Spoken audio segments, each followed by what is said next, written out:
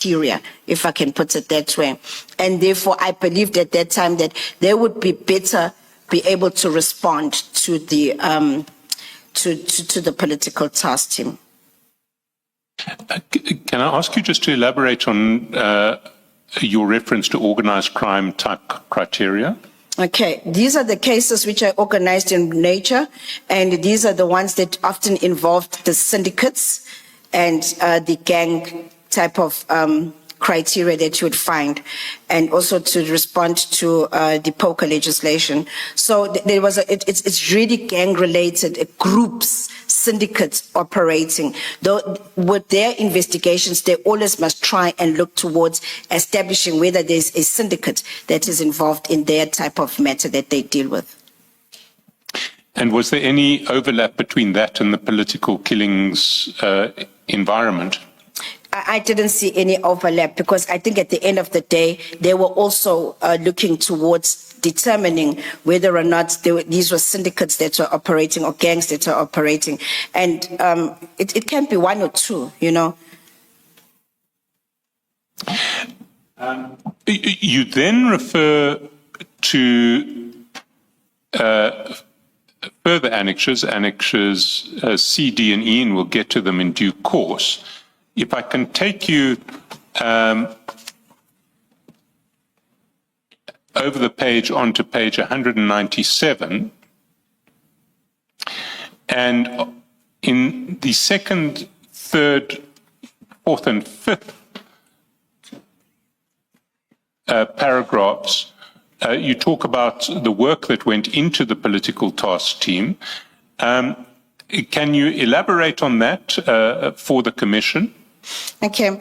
Thank you, Council. Basically, what happens is that I'll just read out the one paragraph because I think it explains it. The dedicated prosecutorial capacity is headed by a Deputy Director of Public Prosecutions who has advocates under his management who are assigned to guide the investigations, make prosecutorial decisions, and prosecute these matters where there are murder and or attempted murder charges. Do you want me to continue with that? Well, maybe you can. Your next sentence refers to a database. Maybe you can just explain what that database is. Okay, a database has been retained since the inception of this dedicated capacity, and there have been numerous successful prosecutions. There are several high-profile politically related matters on the court roll. The dedicated prosecutors continue to provide their prosecutorial dedication to these cases. However, they are also not certain as to what is the position regarding the existence of the team and the new cases reported. Database is a table. It's a document where we record all our cases that we've got within which the prosecutors are dealing with. So the database for the politically related cases was divided into three. You've got the decision dockets. Those are matters not yet on the court roll. You've got matters on the court roll, and then the last data on that database will be finalized cases. So then it enables you to account for what you've got in your section, but it's also a monitoring tool towards the work that is being done by the unit. And was there a database dedicated specific? Or maybe continue with the database. I'll come in after that. Specifically to the political killings task team matters? Yes, Council. We've got a database specifically for the political task team matters, just like how we would have for the other type of cases. For example, the drug cases, you will have a database for that. Environmental, you will have a database, but they all fall under the organized crime components. DPP, General Mkwanazi and General Masemula testified that there was a higher success rate in the prosecution of PKTT matters. We engaged both of them on that, and we wanted to get an idea on what exactly the comparators were. You don't necessarily suggest this higher success rate. You say you use numerous. there have been numerous successful prosecutions. Do you share their view that this was higher than the norm? Chairperson, can I describe it in this way? If you look at our database with regards to the cases, the finalized cases, for example, in 2025, all the matters that have been recorded there are successful prosecutions. But we don't go and say, okay, but we also look at in the previous years, how have we been doing with regards to those cases? And we do find that we rate ourselves regarding, I wouldn't say always successful, but finalized because of the complaints that had been there were regarding the prosecution of these matters under court roll. But if you look at prior to the dedicated capacity and after the dedicated capacity was provided, you will find that there was a higher finalization rate of these cases and higher success rates of the cases. Thank you, DPP. Thank you, Chair. Would those figures be available for this commission if we needed them? Chairperson, I'm sure I can get those figures because we've got our databases operating. Thank you. And then, of course, picking up on what you were saying, it would be useful to have a historical perspective as well so that we can do the comparative exercise. Yes. Advocate Chaskalson, can I just ask a question, please? Advocate Harrison, I'm assuming that dedicating specific capacity in terms of prosecutors and also a dedicated court had something to do with the finalization of these cases, because without dedicated prosecutors and dedicated court, these cases would be enrolled as part of the normal enrollment of criminal cases and they would have to wait in the queue. Would that be a fair assessment? Chair, can I indicate that we never ever got to the dedicated courts?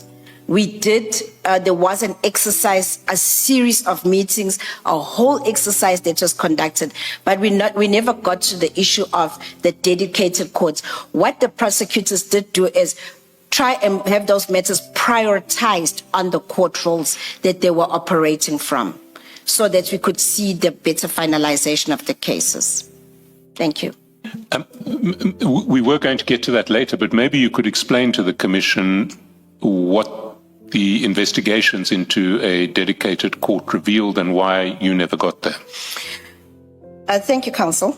Chairperson, at the time when there was this talk about the dedicated courts, and if my memory serves me correct, although I cannot be so specific, was that there was a real outcall from the time when I came in for a dedicated court. So basically what happened is that, especially after the meeting of 23 August, we then set out to look for a dedicated court, and we went to the acting regional court president at that time and spoke to him. But we realized that we couldn't speak without the regional head for the Department of Justice. So what we then did is we had the meeting postponed. And during the time when we had the meeting postponed, then we had the correspondence of the Minister Lamola come in about the dedicated courts. And that was the 10th of September, if I look into the record. And on the 12th of September, we then had a meeting with the regional head together with the acting regional court president at that time to discuss the dedicated courts. And this was also with my team that I was with. Chairperson, there were a series of meetings thereafter. And one will note, if it ever comes, is that there was a court, the one court was identified, but there were security issues in regards to that court. So we had to go back to the drawing board. And then we identified different areas or different centers. And it was 3 basic centers. It was Richards Bay, it was Durban, and then it was Pietermaritzburg. And the reason for that was that we would be bringing the cases from the outer lying areas to the nearest center to deal with those matters.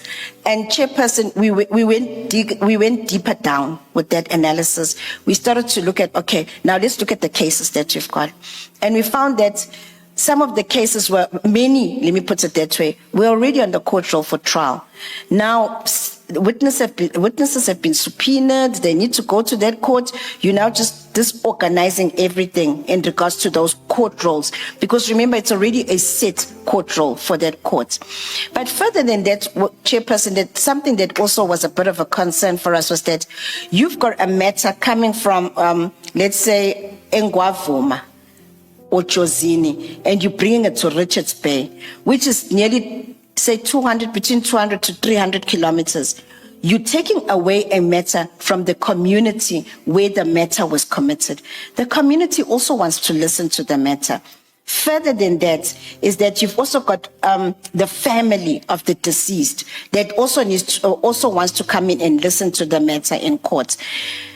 Now, there's no witness fees to pay for all these people that need to come in. So that was also something that we had to discuss. And that is the reason why at the end we just decided, you know, the matters are there on the court roll. They are continuing. It's not as if we did not go back and look at or look into the issue of a dedicated court, but just the logistics and everything surrounding the logistics was just not working out for us.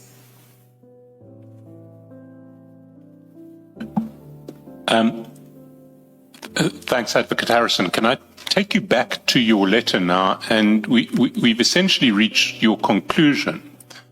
And can I ask you actually to read into the record what the conclusion of your letter to Lieutenant General Mkhwanazi?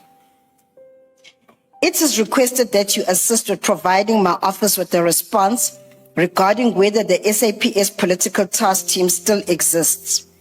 That dedicated capacity needs to respond to the dedicated task team. If there is no dedicated task team, then the dedicated prosecutorial capacity will be dissolved, and all new cases will have to be reported to the chief prosecutors in the area where the crime is committed.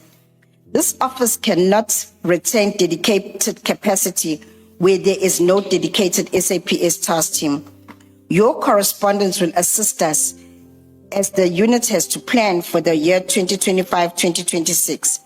It has its own priorities as per the NPS AOP.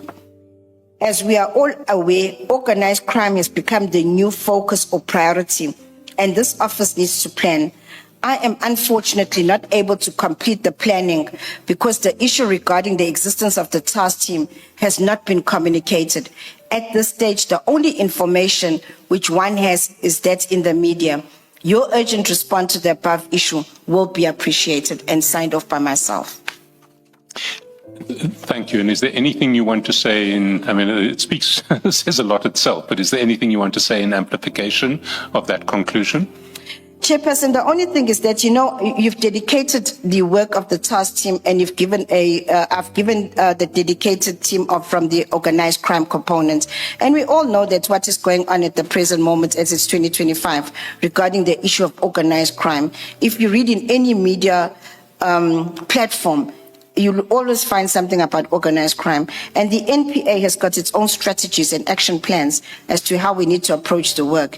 And I was finding that I'm unable to finalize the KZN annual operation plan because there's no finality regarding the existence or non-existence of the political task team, which would then it would have an input regarding the KZN plan. Thank you, Chair. Thank you so much for watching this video. You guys share thoughts on the comment section below what you think, and do not forget to subscribe for more interesting videos on my channel.